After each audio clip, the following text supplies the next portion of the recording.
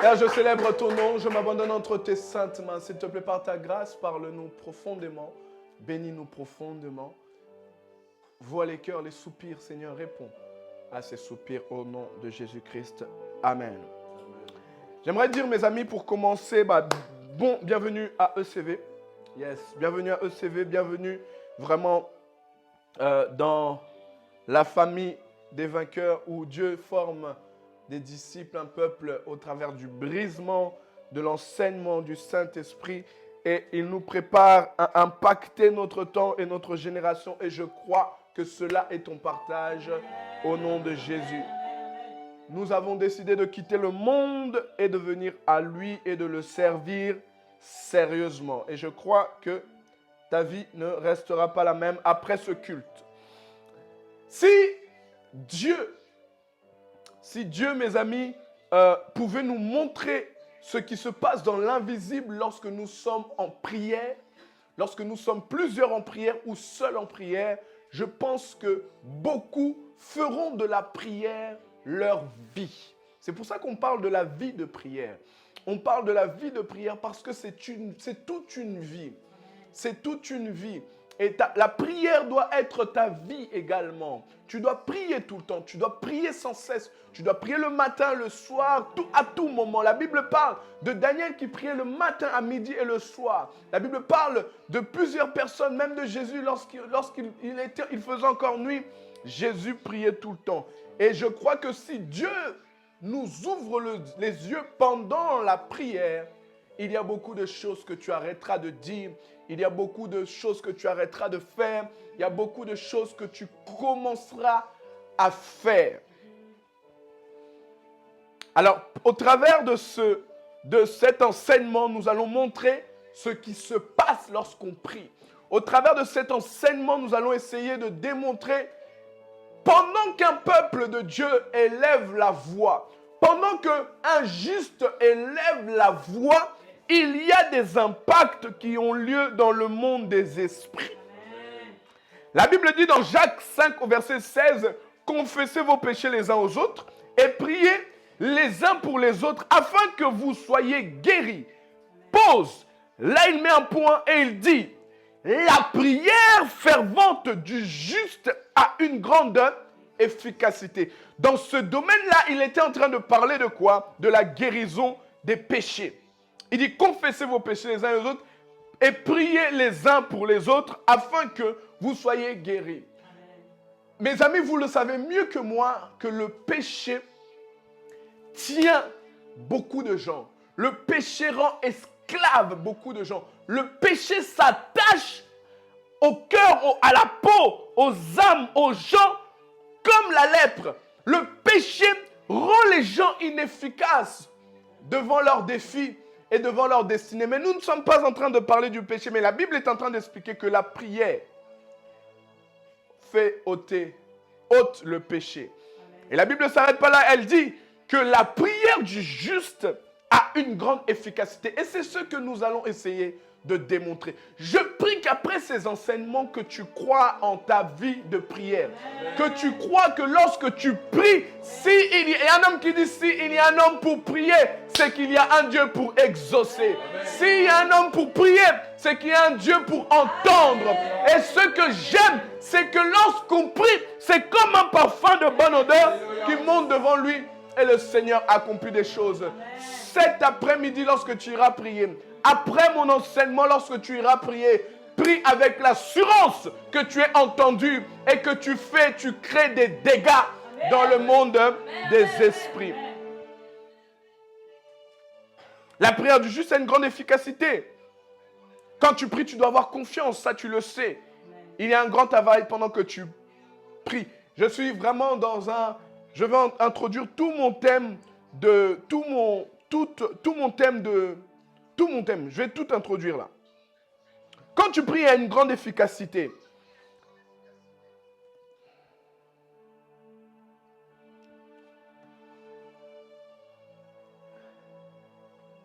La prière est là pour ça. La prière vraiment,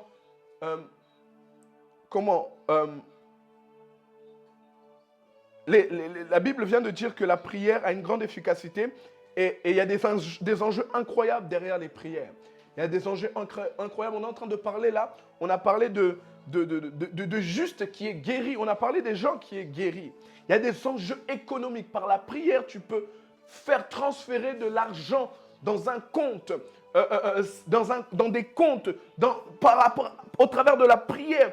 Tu peux amener énormément de gens à Christ. Il y a des grands enjeux derrière la prière. Il y a des enjeux de plusieurs dizaines de milliers de familles. Tu te rends compte quand tu te prépares, par exemple, dans la prière pour annoncer l'évangile, et tu vas annoncer l'évangile, tu gagnes des âmes parce que leur cœur est déjà disposé à entendre. Leur cœur est déjà disposé à écouter l'évangile. Et par la prière, mes amis, il y a de grands enjeux. Dans la prière, il y a des enjeux spirituels. La prière, la prière est la solution déjà à un problème. Parce que quand il y a un problème, tu peux prier. Lorsqu'il n'y a pas de problème, tu peux prier. La prière aussi est là pour, mes amis, préparer. Et elle est là pour devancer les faux événements.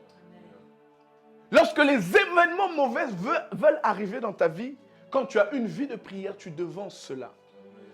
Tu ne subis pas ce qui t'arrive, mais tu devances les événements de la vie, les circonstances, les troubles faits, ainsi de suite. Quand tu ne pries pas, c'est compliqué à devancer ces dizaines de milliers de problèmes. La prière, trouver des solutions aux problèmes de l'humanité, aux problèmes du siècle présent. La prière libère des esprits, libère des révélations. La prière libère l'avenir. La prière libère des enjeux territoriaux. S'il y a une guerre diplomatique, par la prière, tu peux gérer cela. S'il y a une troisième guerre mondiale qui veut se faire, par la prière, tu peux arrêter cela. Amen. Un jour, un homme de Dieu disait ceci, qu'une épidémie voulait arriver dans leur pays. Une épidémie, et ça allait être terrible. Et il l'a vu venir et Dieu leur a dit avec les intercesseurs, priez. Lorsqu'ils priaient, on ne sait pas comment, mais cette épidémie est partie. La prière peut libérer des familles et des finances. La prière libère des révélations terribles. Daniel 9 au verset 23. La Bible dit, lorsque tu as commencé à prier, une parole est sortie. Et je viens pour te l'annoncer.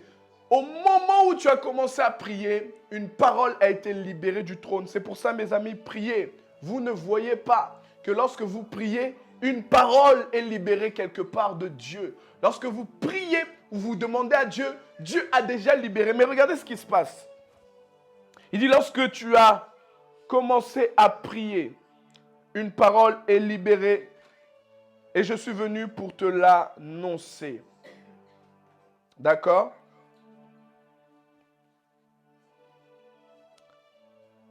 Il a dit, lorsque tu as commencé, et je suis venu pour te l'annoncer, car tu es considéré comme précieux.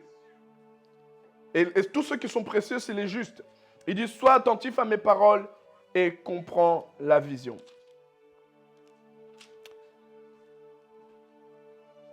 Lorsque tu as commencé à prier, une parole a été libérée. Lorsque tu as commencé à prier, une parole a été libérée. Mes amis, lorsque vous priez, il y a beaucoup de choses que vous ne voyez pas. On va le voir tout à l'heure. Il y a beaucoup de choses que vous ne voyez pas. C'est pour ça peut-être que vous négligez la prière, vous négligez la vie de prière, vous négligez la puissance de la prière, vous négligez les effets que la prière a. La prière est un moyen de guérison. Elle peut être comme une cure. Une personne qui fait une cure parce qu'il est malade d'une chose. La prière peut être utilisée comme cure. La prière devance les événements. La prière prévient des choses. Par la prière, Dieu peut te prévenir des choses à cause de ta vie de prière, des choses qui arrivent, des choses qui veulent venir. La prière peut changer les événements, le cours des événements. La prière. Alors, on va voir, quand vous priez, qu'est-ce qui se passe? Quand vous priez, qu'est-ce qu'il y a réellement? Là, je suis choqué parce que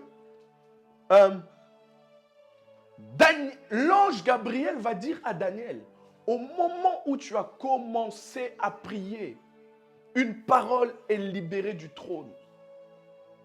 Mais si vous lisez, je sais que vous connaissez cette histoire, mais pendant 21 jours, cette parole a été résistée par le prince des ténèbres.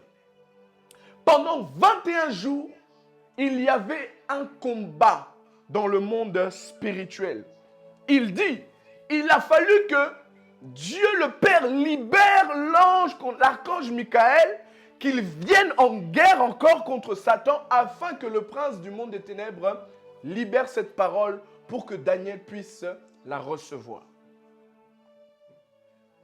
Ok? Ce que vous devez savoir, hein, avant que je commence à expliquer, j'en donnerai que deux ou trois choses. J'en donnerai deux ou trois et on cheminera les semaines qui arrivent. Ce que vous devez savoir, mes amis, quand vous priez, le monde des ténèbres est constitué de plusieurs royaumes, de plusieurs mondes. Le monde spirituel est composé de plusieurs mondes, de plusieurs choses. C'est pour ça que la Bible va dire dans Philippiens que à son nom, afin que tout genou fléchisse, il dit dans les cieux, il dit plusieurs cieux, dans les cieux, parce que dans les cieux, il y a les cieux, le troisième ciel pour Dieu, mais il y a d'autres cieux. Les cieux où les ténèbres règnent, les cieux où le diable règne, où il y a plusieurs mondes. Il y a le ciel, parce qu'il y a également des princes de l'air. Il dit dans les cieux, sur la terre, parce que sur la terre, il y a également des agents infiltrés du diable. Et sous la terre, je dirais même dans la mer, il y a plusieurs mondes, plusieurs généraux, plusieurs royaumes, plusieurs choses, ainsi de suite. Donc, il est possible qu'un simple homme soit dans le monde des ténèbres une reine ou un roi. Souvent, vous avez vu qu'on délivre une fille et on dit que mais elle est sirène, elle est reine dans son monde. C'est une sirène, mais elle est une reine dans le monde des ténèbres là-bas. Vous voyez à peu près. Nous qui avons fait des délivrances, nous avons vu des gens, en fait c'était eux, mais quelqu'un d'autre parlait au travers d'eux. Soit c'était quelqu'un de la famille, soit c'était un démon, mais quelqu'un d'autre parlait au travers d'eux. Est-ce que c'est exactement... De toute façon, ne me demandez pas la démologie, je ne connais pas les choses du monde des ténèbres. Moi, je sais que moi, j'irai à la Nouvelle Jérusalem, ça je connais. Mais les histoires de Satan, ses agents, comment il s'appelle son truc, etc., ça je ne suis pas fort. Je ne suis vraiment pas fort dans ça. Mais ce que je sais, c'est qu'il y a un monde. Il y a un monde. Et quand tu pries, beaucoup de choses sont faites dans leur monde à eux. La Bible dit qu'au nom de Jésus, tout genou doit fléchir. Et Jésus même va dire, priez en mon nom. Lorsque vous priez en son nom, afin que les genoux fléchissent dans leur monde. Alléluia. Alors quand on prie, il n'y a pas rien qui change. Des choses changent. Lorsque tu pries, il n'y a pas rien qui se fait. Des choses se font. Mais parce que tu ne l'as pas vu, tu baisses les bras. Lorsque tu élèves la voix, certaines choses se mettent en place. Mais toi, tu ne l'as pas vu, ne baisse pas les bras. Lorsque tu lèves la voix à Dieu, il y a des choses qui sont des péchés. Mais toi, tu ne le vois pas. Alors tu baisses les bras. Matthieu 26, au verset 53, Jésus va dire ceci à Pierre. Il dit, penses-tu que je ne puisse pas invoquer mon Père, qu'il me donnerait à l'instant 12 légions d'anges? Dans la version Semeur, regardez la version Semeur, ce que la version Semeur dit. La version Semeur dit, penses-tu donc que je ne pourrais pas faire appel à mon Père? À l'instant même, il enverrait une des dizaines de milliers d'anges à mon secours. Lorsque un homme ou un juste est dans la détresse même physique, c'est-à-dire que physiquement, il y a des gens qui sont venus t'attaquer. Jésus est en train d'expliquer que des anges peuvent être dépêchés à l'instant même pour venir à ton secours. Parce que quand tu pries, il y a des choses qui se font. Ah, est-ce que je peux prier? Est-ce que je peux parler à quelqu'un ce matin? Alléluia. Il dit, penses-tu vraiment que là, mon père ne voit pas la situation? Et si je l'invoque, si je lui demande, il dit, si je l'invoque, si j'invoque mon père, si je fais appel à mon père, penses-tu qu'à l'instant même, il ne m'enverra pas des dizaines de milliers d'anges à mon secours? Jésus parle, il est dans quelle situation?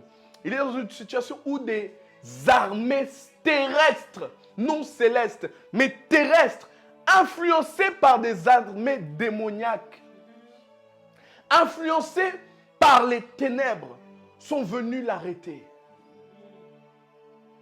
Et comme la parole de Dieu devait s'accomplir, Jésus n'est pas allé en guerre. Mais il dit à Pierre, Pierre, cette situation-là, il est en train de lui expliquer, cette situation-là ne me dépasse pas. Cette situation, je suis au courant à cause de ma vie de prière. Mais par rapport à Pierre lui-même, il lui dit, penses-tu, est-ce que tu penses vraiment que si je fais appel à mon Père à l'instant même, il ne va pas m'envoyer des dizaines de milliers d'anges qui vont venir à mon secours? Donc quand un juste prie, il peut libérer des anges, des armées qui viennent à son secours. Ça veut dire que pendant qu'un juste invoque Dieu, il libère même dans le monde spirituel des armées qui viennent à son secours. Amen. Alléluia. Amen. Alors voici plusieurs choses qui se passent lorsqu'un juste prie. C'est juste que Dieu ne t'a pas ouvert les yeux. Mais si Dieu t'ouvre les yeux, pendant que tu dis au nom de Jésus, combien de démons sont en train de tomber?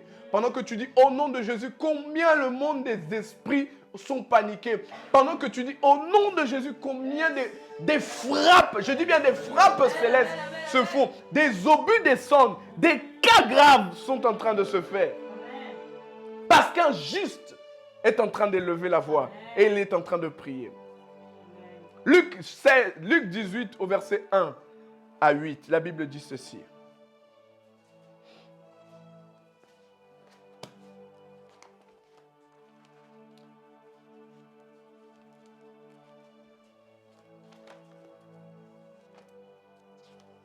Luc 18, 1 à 8, la Bible dit, Jésus leur dit une parabole pour montrer qu'ils devaient toujours prier sans se décourager.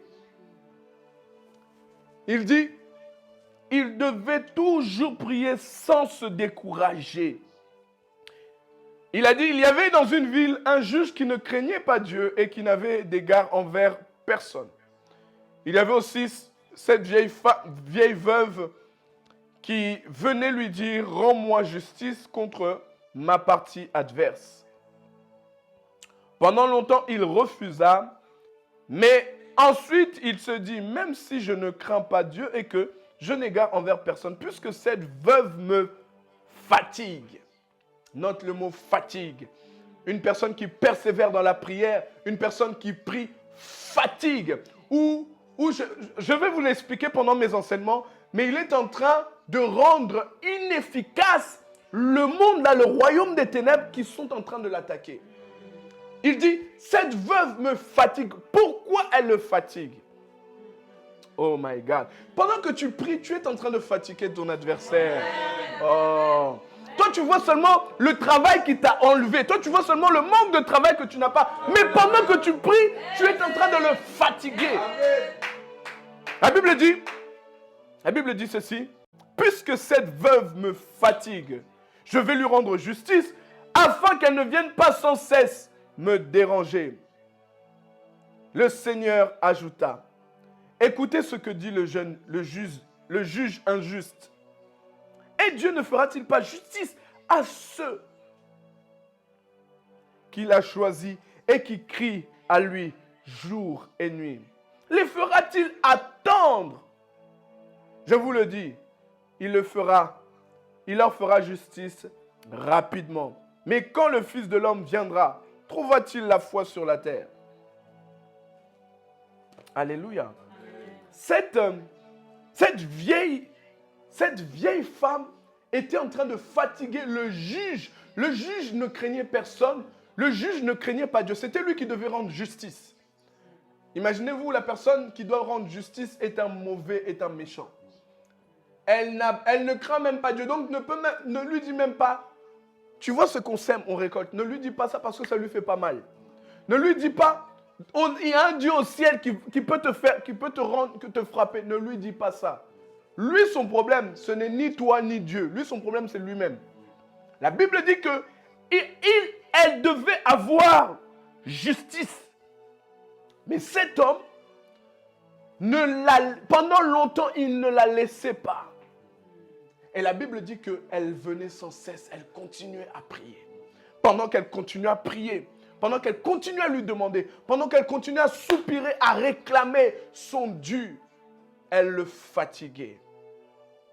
Dieu est bon parce que lorsqu'on prie, mes amis, vous devez regarder, vous devez faire attention. Souvenez-vous de cet enseignement lorsque vous êtes dans la prière et dans une prière où il y a des résistances, dans une prière où vous ne voyez toujours pas le bout.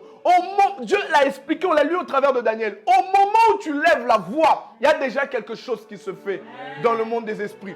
Au moment où tu as juste levé la voix, il y a quelque chose qui se fait dans le monde des esprits. Il faut que tu persévères comme cette dame. Il faut que tu persévères comme Daniel afin de voir. Et je crois que tu verras aujourd'hui. Au nom de Jésus. Alors, Exode 7 au verset 21 montre des fléaux qui ont lieu lorsque c'est exactement la même chose.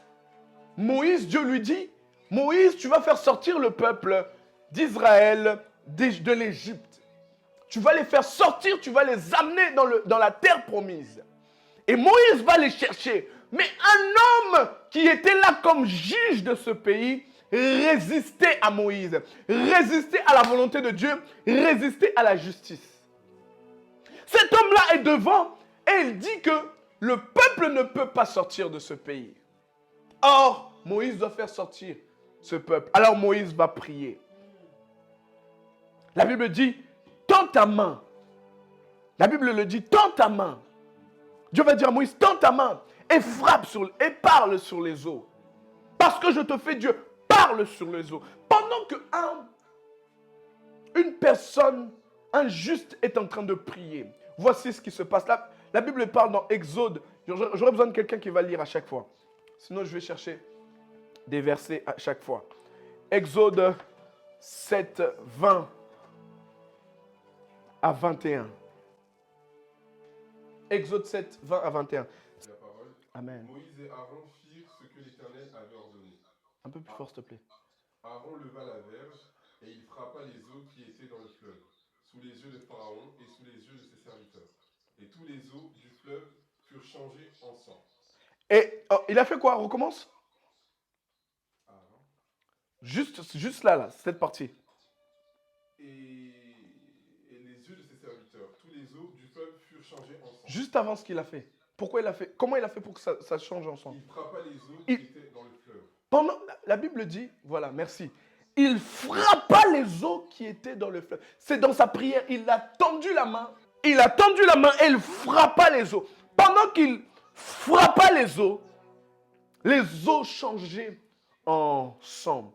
Mes amis, l'eau permet, la Bible explique que tous les eaux du pays, les fleuves, tout ce qu'il y avait comme source d'eau dans le pays, changea en sang. Si il n'y a plus d'eau pour le peuple, s'il n'y a plus d'eau à boire, si l'eau diminue, si l'eau diminue, comment le peuple peut survivre? Comment tu peux survivre lorsque tu manques d'eau? Comment des hommes peuvent-ils demeurer vivants? Les médecins, les scientifiques disent qu'il faut 3 jours maximum sans eau. Ça, c'est les scientifiques qui le disent. 3 jours maximum sans eau, sinon l'homme peut mourir. Ça, c'est les scientifiques qui le disent. Les hommes ont besoin d'eau. Mais pendant que tu pries, mes amis, pendant que tu es en train de prier, tu es en train de leur couper et de libérer le sang dans le monde des ténèbres. Ils ont besoin de sang humain pour avancer. Ils ont besoin de sang humain pour demeurer. Ils ont besoin de sang et de sacrifice. Mais pendant que tu pries, tu libères le sang de Christ là-bas et tu leur coupes leur vie. Écoutez, continue à prier parce que le sang de Christ se déferle. Un manque d'eau déshydrate. Un manque d'eau. La Bible, les médecins expliquent que lorsqu'on manque d'eau, on a des maux de tête. Allez le lire. Lorsque Dieu m'a parlé de ça, je suis allé le voir. Ils disent que lorsque tu manques d'eau, eh ben, tu as des maux de tête. Il y en a même qui ont des maux de tête atroces. Mais ça me rappelle, dans Luc 8 au verset 5, il est en train de dire, elle me dérange sans cesse. Et ça, je l'avais vu au travers d'une prédication que j'avais écoutée. Elle me dérange la tête sans cesse. La Bible explique que c'est le mot upopiazo. C'est rompre la tête. En fait, pendant qu'elle priait avec persévérance, elle était en train de lui rompre la tête.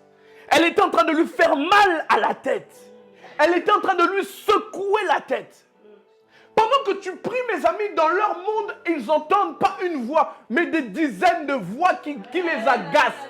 Ils voient des coups qui les agacent. C'est ce que tu es en train de faire. La Bible dit battre. Upopiazo, la définition c'est battre. Noir et bleu. Frapper. Comme pour causer des meurtrissures et des marques. Comme un boxeur qui entraîne son corps, le traite rudement et le discipline par privation. Tout ce qu'il est en train de faire, le pharaon, c'est juste faire semblant de montrer. Il fait semblant, il te montre comme si que tout va bien alors qu'il a super mal. Le diable est en train de montrer que tout va bien, mais il a super mal. Il a mal, mais il fait comme si que tout va bien. Il a mal, mais il fait comme si que rien, il n'y avait aucun problème. Dis avec moi, upopiazo. C'est un boxeur qui s'entraîne et qui met des coups à son adversaire. Pendant que tu pries, ta voix, ta prière ramène des maux de tête dans le monde des ténèbres. Amen. Pendant que tu pries, des sorciers qui tiennent tes promesses, reçoivent des coups, des maux de tête. Amen. Parce qu'un peuple est en train de prier. Lorsque le peuple manque d'eau, ils sont déshydratés, ils ont des mal de tête, ils entendent des voix, ils sont dépassés. Ils sont dépassés. Le sang vient. Le sang leur rappelle leur défaite. Le sang vient les anéantir. Ça, c'est une personne qui prie. Tu ne le vois pas, mais c'est ce qui se passe. Ça, c'était le premier fléau que Dieu avait libéré dans le peuple. Oh my God. Deuxième fléau se trouve dans Luc, dans Exode 1 au verset Exode 8 1 à 2.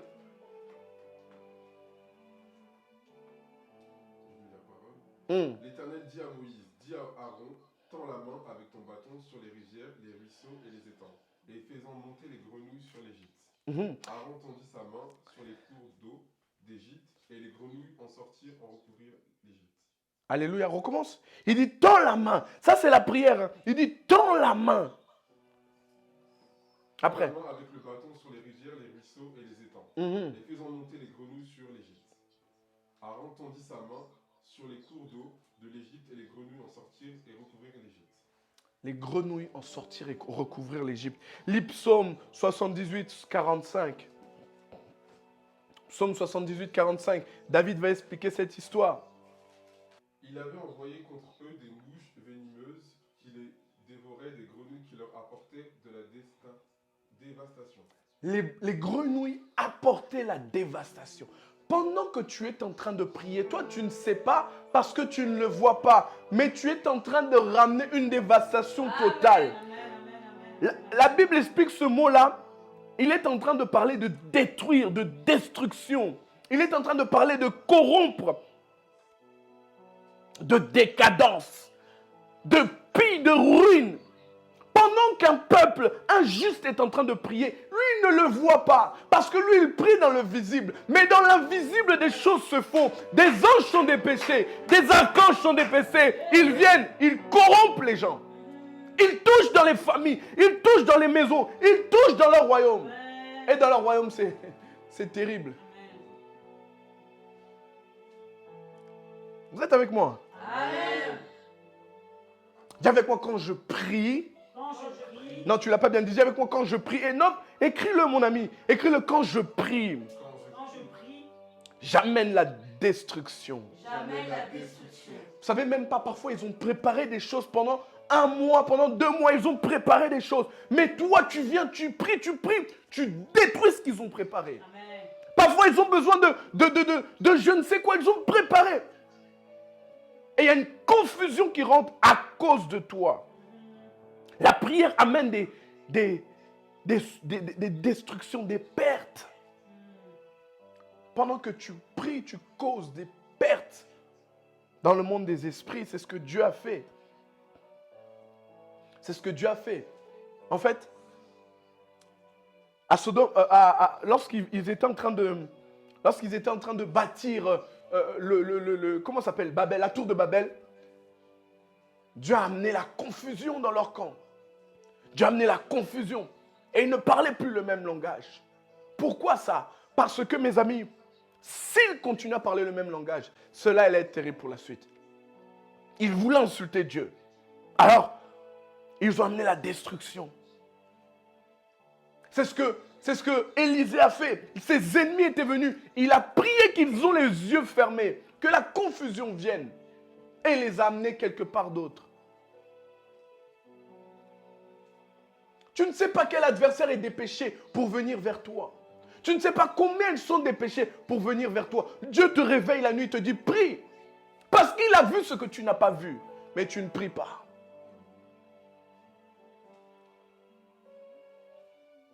Aimez la prière. Parce que vous amenez des destructions terribles. Aimez la prière. Parce qu'au moment où tu lèves la voix, des choses se font là-bas. Mais tu ne l'as pas vu. Et Moïse étendit la main. Il a libéré les grenouilles. Les grenouilles sont montées partout, sont rentrées partout dans le pays, partout dans le royaume. Il commençait à piller, à détruire. Il commençait à pervertir. Tout ce qui était... Parce que même si tu connais, je ne sais pas, même si tu penses que le diable a je ne sais combien de défauts, sache qu'il est ordonné. Il a des défauts, ça c'est vrai. Mais il est ordonné, il est organisé, il est patient, il est persévérant. Ce que tu n'as pas encore. T'imagines, ton ami est patient, est organisé, est ordonné. C'est pour ça au moment où il faut prier, prie. Parce que tu les ralentis. Tu ralentis leur vitesse. Tu ralentis leur royaume. Tu ralentis ce qu'ils sont en train de faire. Prie. Ah, Shadabradogos.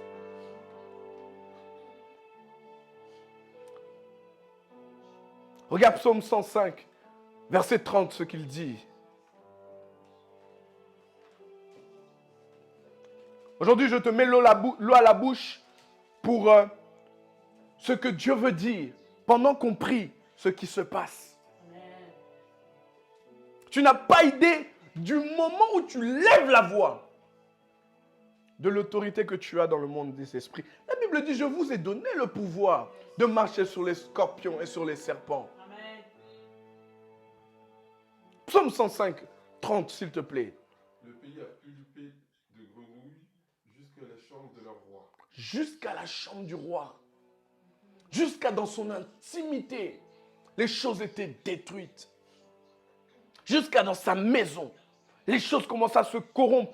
Le roi voyait qu'autour de lui, les choses commençaient à se corrompre. Les gens se corrompaient. Ils perdaient des choses. Les grenouilles causaient des pertes, des ravages dans tout le pays. Le royaume n'allait pas bien. Malgré cela, La Bible dit qu'il resta orgueilleux. Si vous connaissez les orgueilleux ne vont pas vous montrer lorsque ça ne va pas. Les orgueilleux se vantent même de ce qu'ils n'ont pas. Les orgueilleux se vantent même lorsqu'ils n'ont rien. Mais tellement ils sont orgueilleux, ils ne peuvent pas te célébrer. Ils ne peuvent pas te montrer que tu as raison. Il ne peut pas te montrer que tu as raison, que tu as réussi, que tu lui as fait mal. Il ne peut pas te le montrer parce qu'il est orgueilleux. L'orgueilleux te montre jamais la faiblesse, malgré qu'il a des faiblesses. Vous connaissez les orgueilleux, comment ils sont. Pas toi, mais dans ta famille, quelque part là-bas, là, tu connais quelqu'un qui est très orgueilleux. Et le diable ne montre pas ça. Il y a une face cachée. Si Dieu pouvait nous montrer. C'est pour ça que lorsque je prie, souvent je dis à Dieu, Seigneur, montre-moi ce qui se passe. Cela va ajouter la foi. Montre-moi ce que je fais. Montre-moi au son de ma voix ce qui se passe. Les chaînes que tu coupes. Madebo Sadaga. La Bible dit que malgré que les grenouilles rentraient partout dans les maisons, jusqu'à sa chambre à coucher, là où il dort, là où il parle avec ses dieux, là où il a des secrets, jusqu'à là-bas. Madabradogo Shikebere. Je veux qu'après ces enseignements, que tu saches que des choses se passent terriblement dans le spirituel. Il y a l'eau qui change en sang. Il y a les grenouilles qui viennent sur la terre. Ensuite, nous allons voir le reste, qu'on n'a pas vu encore aujourd'hui, mais qu'on va voir le reste. Des jugements terribles que Dieu envoie, des fléaux terribles que Dieu envoie dans le monde des ténèbres lorsque Moïse élève la voix et tend la verge. J'aimerais que tu médites cette semaine sur Exode 8, 9 et 10. Parce que la semaine qui arrive, nous allons voir cela, et 11, non? Les fléaux qui frappent lorsqu'un juste lève la voix. Lorsqu'un juste élève la voix, est en train de demander à Dieu justice. Il est en train de demander à Dieu justice. Il y a tellement des enjeux spirituels. Il y a tellement d'enjeux spirituels. On va voir le dernier. Exode 7, Exode 8, 12 à 15.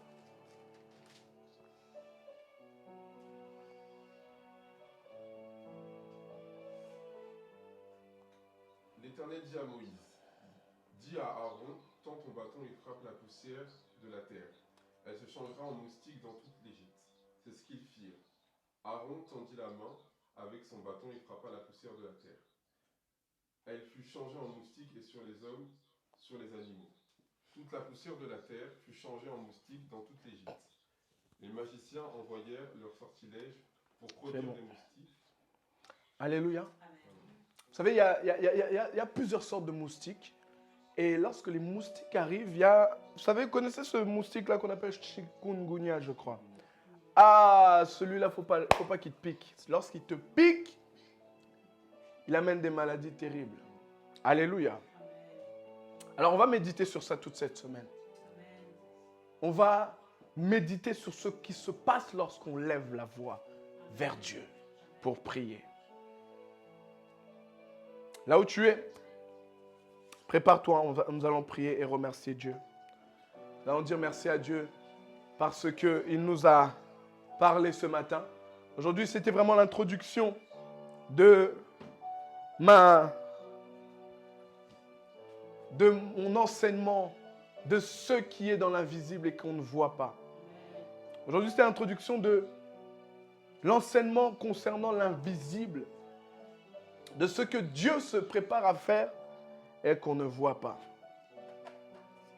Mabradogo Shayaba. Prions ensemble au nom de Jésus.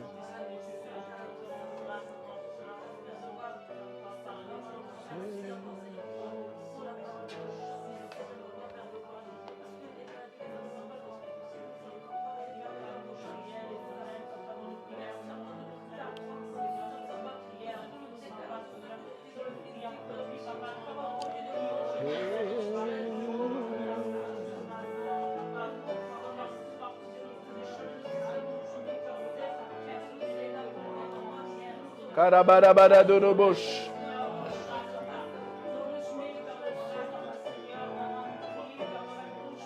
Karabadabada dorodoko shayama. Yabaradababo shandededekos.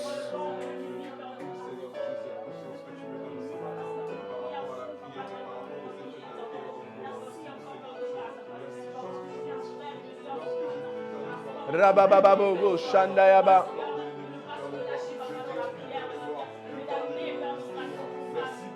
Oh Yahweh, sois loué, Jésus.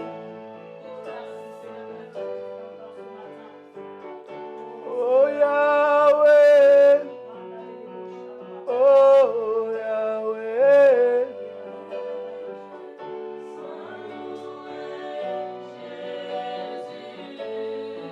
Sois loué, Jésus. Oh Yahweh. Oh. Il dit, fais-moi confiance. Sois loué, Yahweh. Yahweh. Yahweh. Yahweh.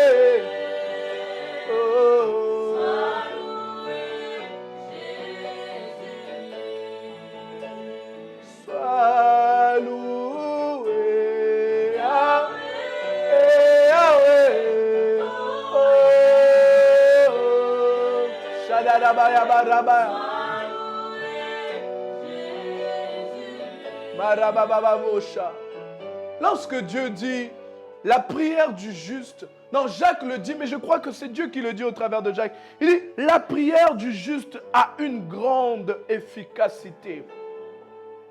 De quoi parle-t-il? On voit Abimelech. Dieu le prévient, ne fais pas ça, fais telle chose, rends-lui sa femme, parce qu'il est un prophète. Il priera et moi je guérirai. Dieu avait-il besoin de la prière de ce prophète pour le faire?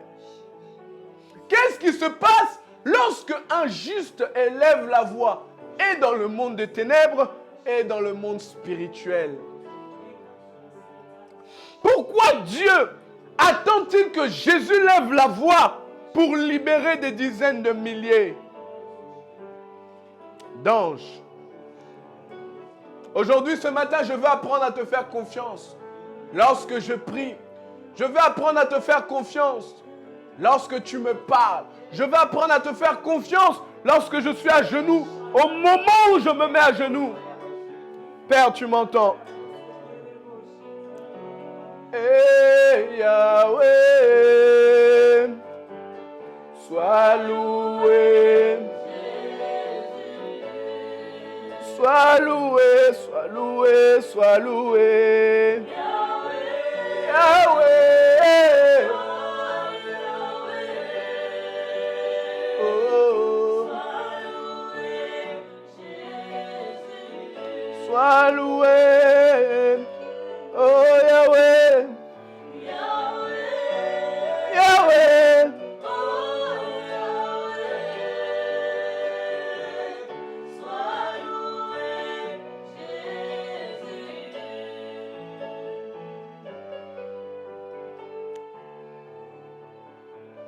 Gloire au Seigneur. Merci d'avoir suivi le premier enseignement, enfin l'introduction sur ce qu'on ne voit pas lorsqu'on prie. Beaucoup de choses ont changé par ta prière, mais tu ne l'as pas vu. Beaucoup de choses ont changé même dans ton quartier, mais tu ne l'as pas vu. À chaque fois où notre église est localisée quelque part, le voisinage est mal à l'aise. À cause de la dimension spirituelle qui se dégage dans ce lieu-là.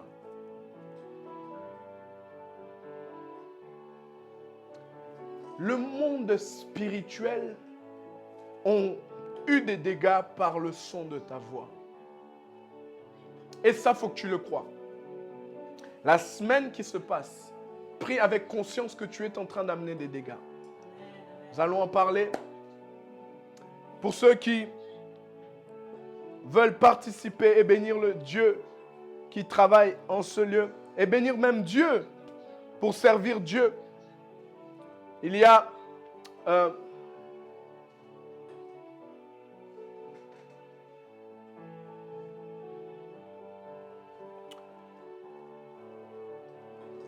nous pouvons offrir à Dieu au travers du PayPal de l'Église et au travers de offrandes, contributions, actions de grâce. Ceux qui veulent participer, tout est là. Il y a les coordonnées de l'Église, les coordonnées bancaires. Que celui qui sème récolte au nom de Jésus. Que celui qui sème dans cette parole récolte au nom de Jésus-Christ. Je prie que ta dimension de prière puisse être bénie, transformée, bouleversée à tout jamais au nom de Jésus. Que Dieu Tout-Puissant puisse te porter. Que la grâce invisible de Dieu puisse se déferler et se déverser sur toi. Au nom de Jésus, à chaque fois que tu vas prier, que le ciel entende et que le ciel exauce. Ah oui, mais il y a une dimension de... Quand tu pries, que le monde spirituel obéit. Il y a une dimension où le ciel est engagé. Il y a une dimension où, quand tu pries, tu ouvres le ciel. Tout le monde n'a pas la capacité d'ouvrir le ciel. Bon. Que ces finances puissent, ce que tu sèmes à Dieu, puisse ouvrir le ciel. Au nom de Jésus. Que Dieu vous bénisse.